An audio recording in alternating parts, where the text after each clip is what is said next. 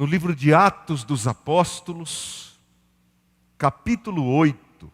Livro de Atos dos Apóstolos, capítulo 8, versículos 1 e 4. Atos capítulo 8, versículos 1 e 4. A segunda parte do versículo 1, tá bom? Segunda parte do versículo 1, que diz assim: naquele dia teve início uma grande perseguição contra a igreja em Jerusalém.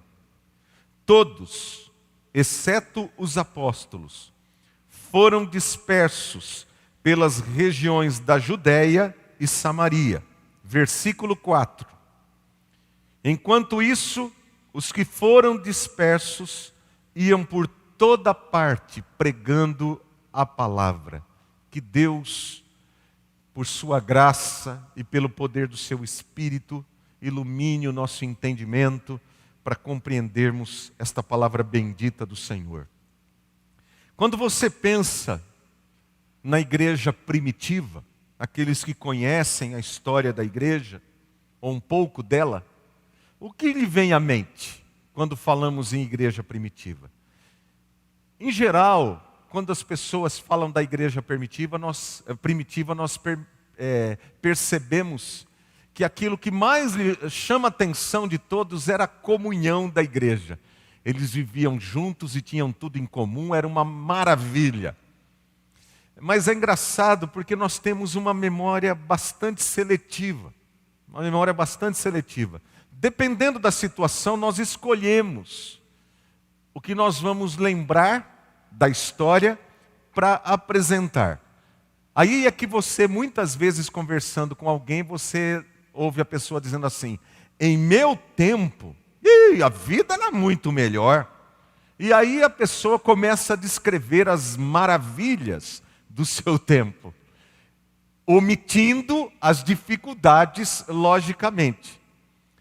Em geral, quando nós abordamos a questão da igreja primitiva, nós percebemos que muitos fazem o mesmo.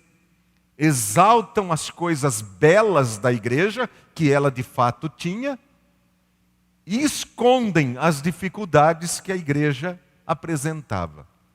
Mas se nós formos bastante honestos, nós veremos que essa comunhão tão maravilhosa que a igreja primitiva ela vivia, logo no seu início, no seu nascedouro, durou muito pouco. Você percebe que logo começaram a surgir problemas internos. Basta você ler Atos dos Apóstolos, você vai ver isso. Como, por exemplo, o desejo desonesto de usar a igreja para se autopromover, como um casal chamado Ananias e Safira, que tentaram fazer isso. Também você vai observar que houve um certo preconceito étnico e racial por parte dos cristãos judeus para com os cristãos de origem grega, deixando as viúvas gregas de lado na distribuição da ajuda, do auxílio àquelas mulheres. Também havia problemas externos, como as constantes perseguições que aqueles irmãos sofreram. O que é importante destacar em tudo isso é a seriedade e o zelo com que os apóstolos sempre tratavam de cada caso. Até que aconteceu um problema extremamente grave que afetou diretamente a comunhão da igreja. É exatamente o que nós vemos aqui no versículo de número 1, onde lemos: naquele dia teve início uma grande perseguição contra a igreja em Jerusalém. Todos, exceto os apóstolos, foram dispersos pelas regiões da Judéia e da Samaria. Será que nós conseguimos imaginar o impacto que esta perseguição teve para a vida da igreja, para a vida daqueles irmãos? Tanto para a vida social, quanto para a vida econômica, a vida emocional e, para não dizer, para a vida espiritual daqueles irmãos. De uma hora para outra, eles tiveram que abandonar tudo. Casa, bens, trabalho, tudo. Eles foram perseguidos, eles tiveram que fugir. Então eles tiveram que deixar tudo para trás com o propósito de tentar, observe o que eu estou dizendo, tentar salvar a própria vida. Porque o ódio que se levantou contra eles era tão grande, encabeçado inclusive por Saulo de Tarso, que depois mais tarde veio se tornar o apóstolo Paulo, que muitos deles não só eram presos, mas também eram mortos.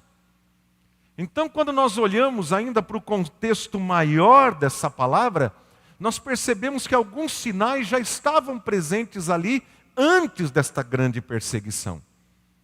Porque quando os apóstolos começaram a pregar, logo após o Pentecostes, a descida do Espírito Santo sobre a igreja, eles já começaram a sofrer esta oposição das autoridades judaicas. Pedro e João, por exemplo, são presos e logo depois são soltos.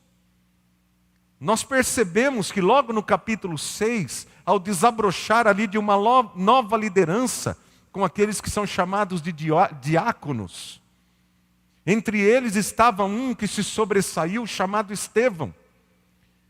E olha a situação que ocorreu, uma nova liderança brotando, mas logo também as autoridades judaicas se levantaram contra esta nova liderança, e Estevão acabou sendo morto, apedrejado por aqueles homens.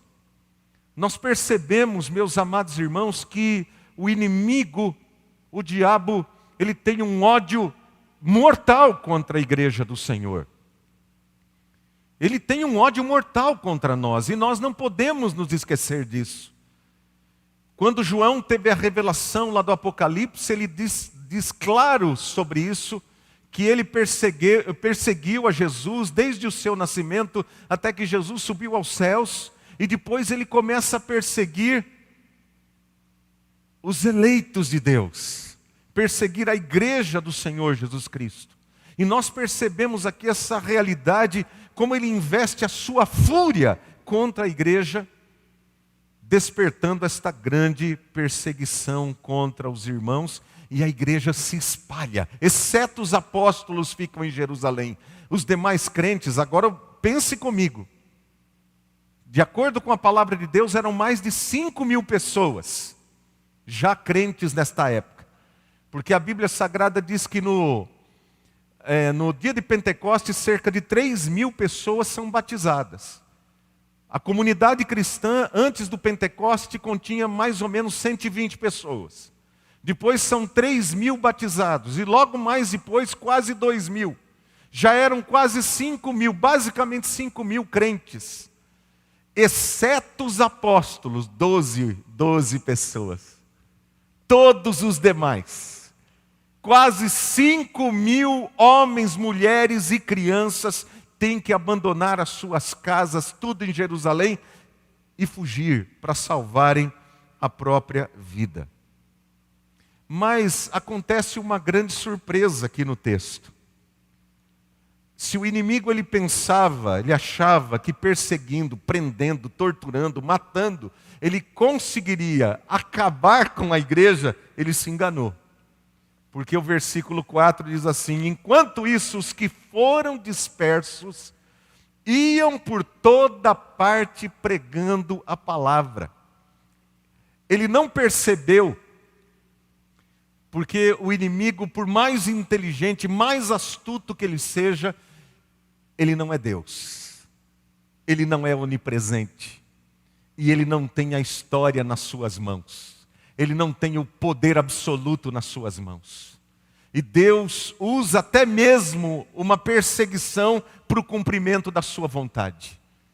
Porque os cristãos estavam em Jerusalém, mas a palavra do Senhor Jesus Cristo, quando subiu aos céus, antes de subir, disse para eles: e recebereis poder ao descer sobre vós o Espírito Santo, e sereis minhas testemunhas, tanto em Jerusalém, Samaria, Judeia e até os confins da terra. Eles estavam ali, na sua zona de conforto, em Jerusalém. A igreja crescendo, mas eles não saíram dali. Só com a perseguição é que eles saem dali. Então Deus permite a perseguição, permite o levante dos inimigos contra a igreja para cumprir os seus propósitos eternos. Glorificado seja o nome do Senhor. Por isso nós nunca podemos nos esquecer que quem é o Senhor da história é o Senhor Jesus Cristo. Ele é quem tem toda a autoridade nos céus e na terra. Agora nós perguntamos, apesar de toda esta realidade, como esses irmãos eles não se perderam? Como eles não se desanimaram? Onde eles encontraram forças? Irmãos, eu não quero aqui de maneira alguma romantizar nada, porque nós temos essa tendência. Nós temos às vezes a tendência de dourar a pílula, como costumam dizer, né?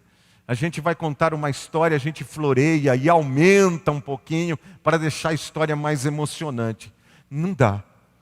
Porque aquele tempo para a igreja, para os irmãos, para os nossos irmãos, eram tempos terríveis. Mas de onde eles tiraram ânimo? Se você observar, eu só vou citar este versículo, capítulo 4, versículo 31, a igreja estava em oração quando os discípulos Pedro e João estavam presos. E a igreja estava unânime em oração em favor deles. E quando eles terminaram de orar, pedindo a Deus coragem e ousadia, diz a palavra do Senhor no versículo 31, que todos ficaram cheios do Espírito Santo. Todos ficaram cheios do Espírito Santo. Sabe o que isso quer dizer? Isso quer dizer, queridos, que eles aprenderam que só seria possível enfrentar as dificuldades da vida no poder do Espírito Santo. Por isso eles procuravam constantemente se encher do Espírito Santo. Não era numa ocasião ou noutra ocasião. Eu abro um parêntese aqui importante, porque há momentos da nossa vida que a gente percebe que a gente está animado, que a gente está cheio de vontade de servir, alegre, querendo participar, envolvidos, mas há momentos que a gente não está assim. Isso significa que há momentos que nós estamos cheios do Espírito e há outros que nós não estamos. Então preste atenção em tudo aquilo que nós vamos falar aqui nesta noite.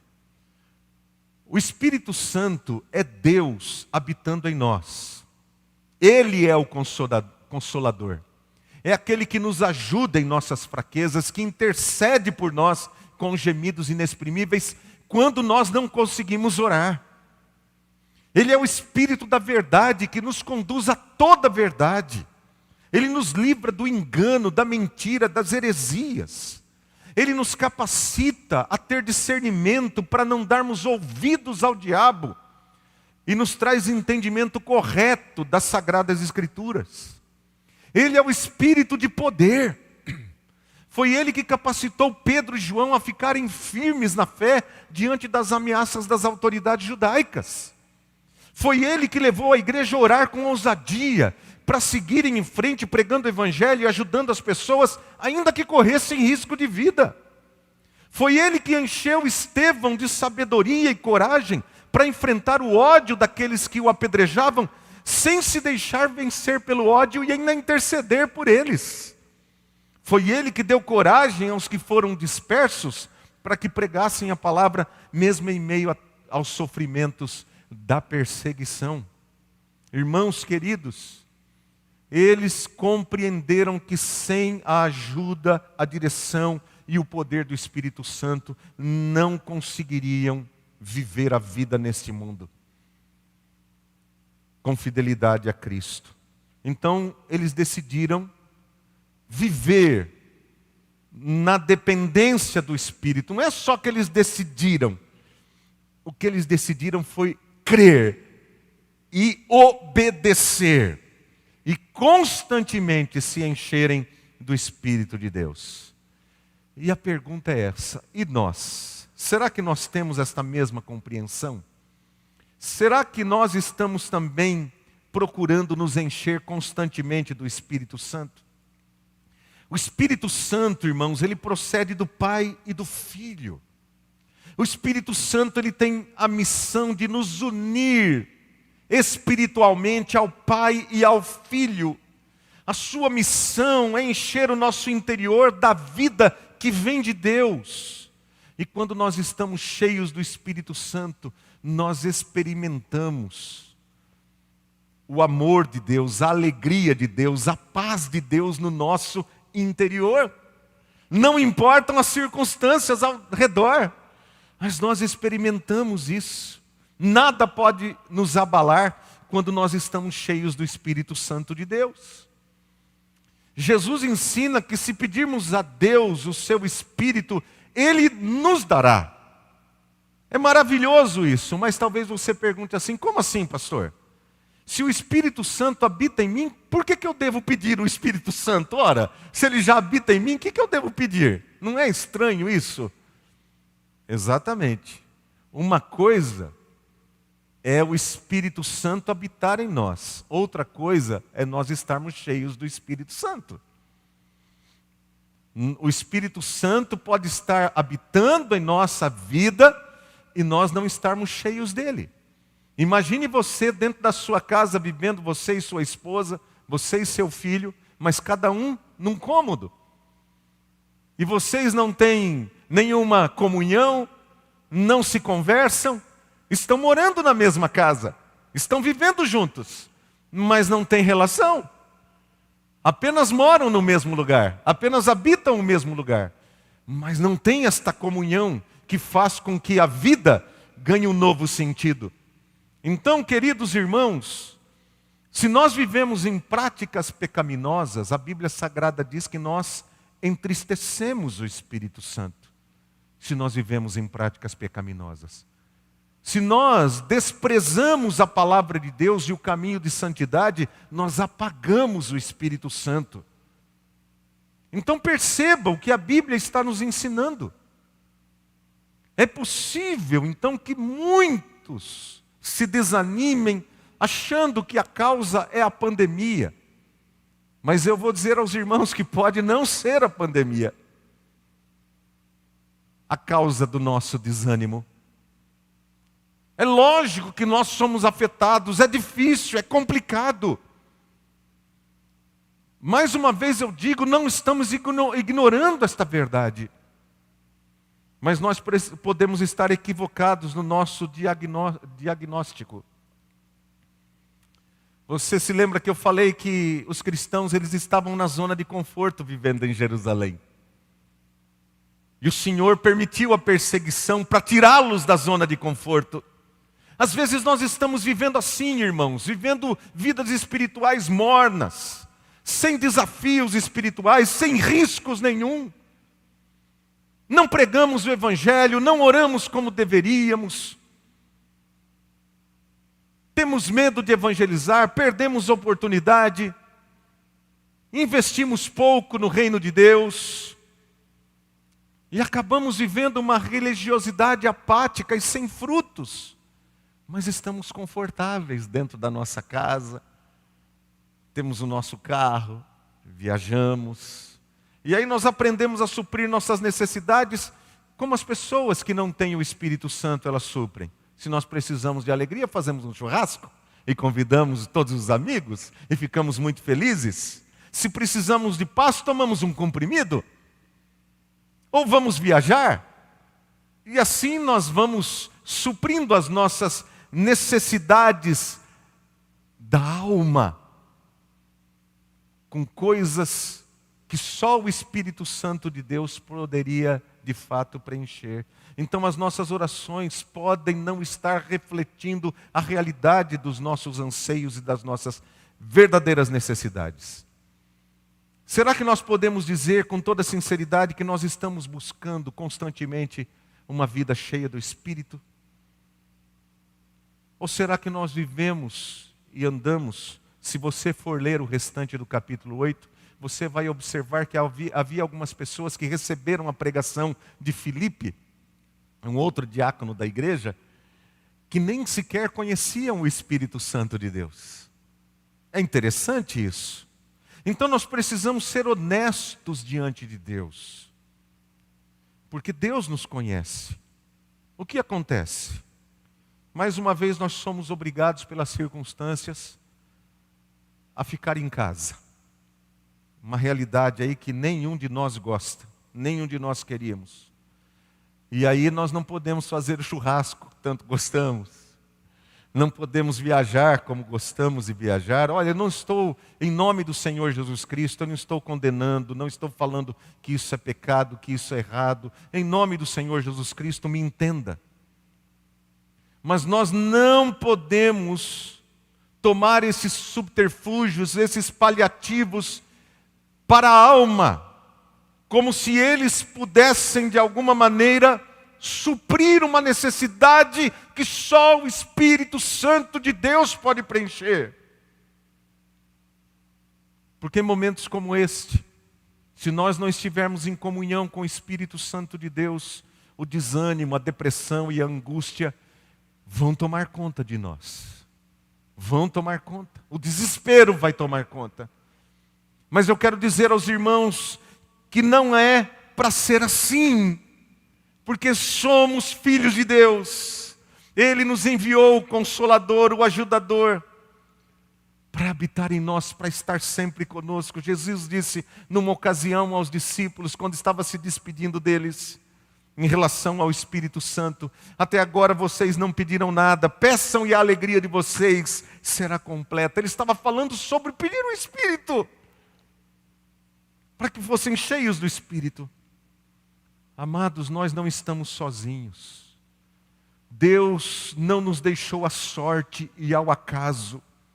Jesus Cristo disse aos discípulos, esta palavra de Jesus lá no passado, ela faz eco a nós hoje aqui. Ele disse: eu não os deixarei órfãos.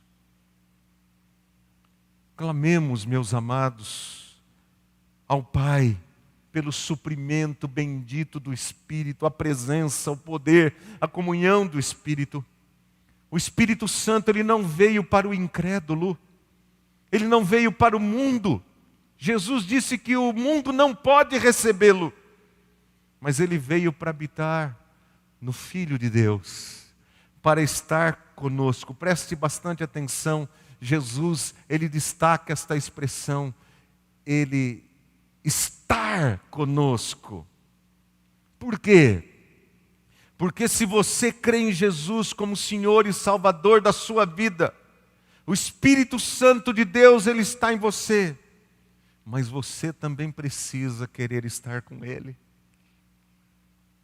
Você precisa sair lá do seu quarto, ir lá conversar com o Espírito Santo, passar tempo com Ele, conversando com Ele, falando com Ele, deixando Ele ministrar ao seu coração.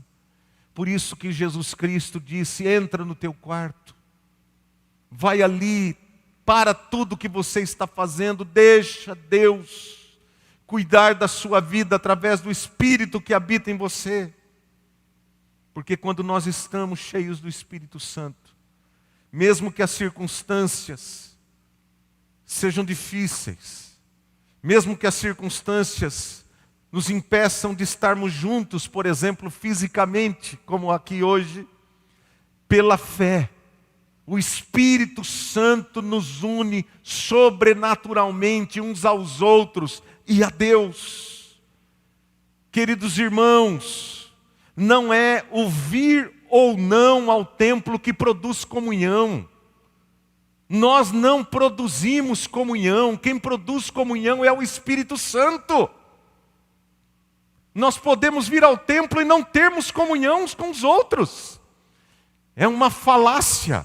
É maravilhoso estar aqui com os irmãos e nós devemos estar juntos, não deixarmos de congregar, diz a palavra. Mas é uma falácia, que só assim nós podemos ter comunhão. Você já imaginou um missionário que está lá no meio do nada, foi pregar para um povo não alcançado? Ele está lá sozinho com a família dele, não tem uma igreja, não tem ninguém crente lá. Como que aquele homem, aquela família sobrevive na fé? Porque eles sabem que pela fé, espiritualmente, nós estamos unidos, nós somos um só.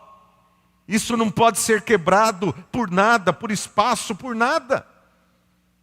Então, o estar em Cristo, unidos no mesmo Espírito, na mesma fé, no mesmo sangue, no mesmo batismo, na mesma cruz, como o apóstolo Paulo fala em Efésios no capítulo 4. Esta é a verdadeira unidade da igreja. Muito mais do que física. Ela é mística. Ela é sobrenatural. Ela é espiritual. E Deus seja louvado. Vamos pedir isso, queridos. Pai, enche-nos do Teu Espírito, Senhor. Como diz um cântico que foi baseado numa oração de alguns séculos atrás. Enche-me, Espírito, mais que cheio, quero estar eu, menor dos Teus vasos. Posso muito transbordar. Enche-me, Pai, do Teu Espírito Santo.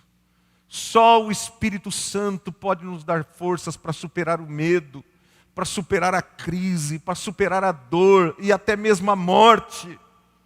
Enche-nos, ó Pai, do Espírito Santo. Vamos pedir isso ao Senhor. Feche os seus olhos. Vamos orar e falar com Deus agora, em nome do Senhor Jesus Cristo. Ó Pai, bendito e santo, louvado seja o Teu santo nome, louvado seja o nome de nosso Senhor Jesus Cristo, por ter enviado o Espírito Santo para habitar em nós, quando Ele subiu à glória eterna, por fazer de nós seres tão frágeis, vasos de barro, aqueles, ó Deus, a moradia do Teu Espírito Santo, a casa do Teu Espírito, o templo sagrado do Teu Espírito. Te louvamos. Perdoa, ó Espírito Santo, se o temos entristecido, se não lhe temos dado ouvidos, se desprezamos a Tua palavra, Teus conselhos, Tuas ordens, Tua vontade para nós. Ajuda-nos, ó Espírito Santo, a reconhecer onde estamos pecando contra Ti. Perdoa-nos, renova-nos, enche-nos, capacita-nos a viver sob a Tua autoridade, sob o Teu poder, sob a Tua graça, em nome de Jesus. Amém. Glórias ao Senhor, queridos, glórias ao Senhor. Nós estamos chegando ao final do nosso culto. Ore todo santo dia, peça a Deus para encher você do Espírito Santo. Gaste um tempo de leitura da palavra, fazendo o exercício de disciplina espiritual, para o Espírito Santo de Deus falar ao seu coração. Se você tem dificuldade de saber por onde começar, comece pelo livro de Salmos. Se você tem dificuldade de orar, coloque-se na presença de Deus, sentado ou ajoelhado ou mesmo em pé. Pegue o livro de Salmos e comece ali a lê-lo em voz alta, pausadamente, pedindo ao Espírito de Deus que fale ao seu coração, que abençoe a sua vida, mas não perca tempo. Louve ao Senhor. Você conhece algum cântico, algum hino? Louve ao Senhor, tire algum tempo da sua vida, do seu dia, pare tudo, deixe o celular de lado, deixe todas as coisas de lado. Deus quer cuidar de você, da sua vida espiritual, meu irmão. O espiritual tem que controlar aquilo que é material. Nós precisamos tanto do Espírito Santo, e Deus já o enviou. Ele está aqui, Ele está em nós. Oh, louvado seja Deus. Querido, eu quero convidar você, na quarta-feira, às 8 horas da noite, nós estaremos transmitindo o culto daqui também, do templo, ainda da maneira como estamos. Estarei aqui com os irmãos que estão nos ajudando na transmissão. Louvo a Deus pela vida de cada um deles que estão aqui comigo. Com o diácono que estará de plantão também. Louvado seja Deus pelos nossos irmãos diáconos, pelos presbíteros da igreja, por toda a igreja. Somos uma igreja, queridos. Igreja do Senhor aqui nesse local. Igreja unida pelo Espírito Santo de Deus. E nós estaremos aqui, se Deus permitir, às 8 horas da noite, trazendo a palavra do Senhor ao seu coração. Ore por nós. Estarei orando por vocês também. E nós vamos orar agora o Pai Nosso, terminando o culto, recebendo a bênção para uma nova semana. Ore, interceda, clame. Deus nos chamou para sermos um reino de sacerdotes. Jesus Cristo é o nosso sumo sacerdote. E nós somos os sacerdotes que intercedem junto a Ele, pedindo a Deus pelo nosso país, pelo mundo, as suas misericórdias. Vamos ficar em pé. Fique em pé em casa, se você estiver aí agora. E ore comigo, Pai Nosso. Pai nosso que estás nos céus, santificado seja o teu nome. Venha o teu reino, seja feita a tua vontade, assim na terra como nos céus. O pão nosso de cada dia nos dá hoje. Perdoa as nossas dívidas, assim como nós perdoamos os nossos devedores.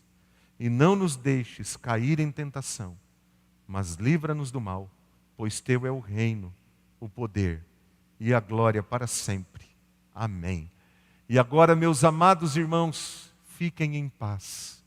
Que a graça maravilhosa de nosso Senhor e Salvador Jesus Cristo, o amor de Deus, o nosso eterno Pai, a comunhão e o consolo do Espírito Santo sejam convosco e com todo o povo de Deus, hoje e para todo sempre. Amém. Deus os abençoe, queridos. Uma boa semana em nome de Jesus.